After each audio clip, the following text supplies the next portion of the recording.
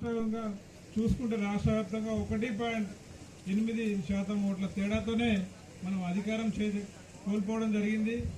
అదే కాంగ్రెస్కు పెద్ద జనబలం ఉన్నట్టు లేదు. ఎక్కడ కూడా వారు ఏ ప్రభుత్వం తెచ్చుకొని అపవాదు కేవలం 3 నెలల్లోనే ప్రభుత్వ వ్యతిరేకత వచ్చింది.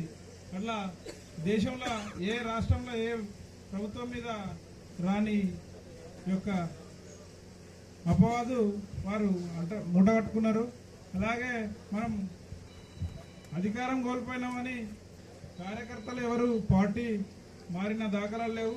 కార్యకర్తలు మనకు పార్టీకి బలంగా ఉన్నారు కనుక పార్టీలో కొంత సంస్థాగతంగా స్థానిక కమిటీలు వేసుకొని కమిటీలకు కొంత బాధ్యత ఇస్తే వారు కార్యకర్తలు క్షేత్రస్థాయిలో గ్రామాలలో వారికి టైం ఉన్న కాడ ప్రభుత్వ వ్యతిరేకతను ప్రభుత్వం ఏవైతే గ్యారంటీలు ప్రకటించి 420 హామీలు ఇచ్చి ఇలా అయితే తెలంగాణ ప్రజలను మోసం చేస్తుందో ఎక్కడికక్కడ కార్యకర్తలు వాటిని ఎత్తి చూపుతూ వారి లోపభూయిష్టత అంటే వారు హామీలు ఇచ్చిన హామీలను చేయకుండా వదిలేసిరు అనేది తెలియజేస్తే చాలు.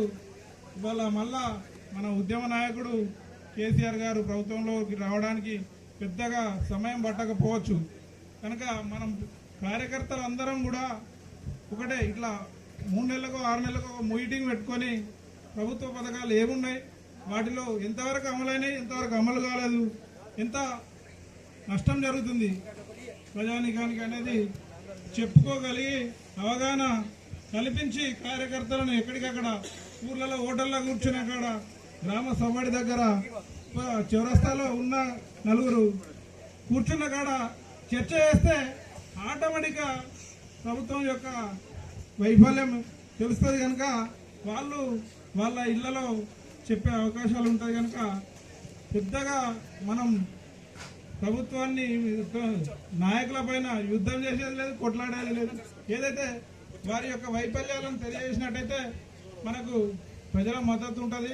కనుక మళ్ళీ వచ్చే ఎలక్షన్లలో ఈజీగా మన పార్టీని మనం కార్యకర్తలం భుజాల మీద వేసుకొని గెలుపును మన నాయకులకు అందివ్వాలని చెప్పి ఈ సభాముఖంగా కోరుకుంటూ ఎక్కువ సమయం తీసుకోవద్దు అని చెప్పి కనుక పెద్దలందరూ చాలా మాట్లాడేది ఉంది కనుక నాకు ఈ అవకాశం ఇచ్చిన పెద్దలకు కృతజ్ఞతలు తెలుస్తూ ముగిస్తున్నాను.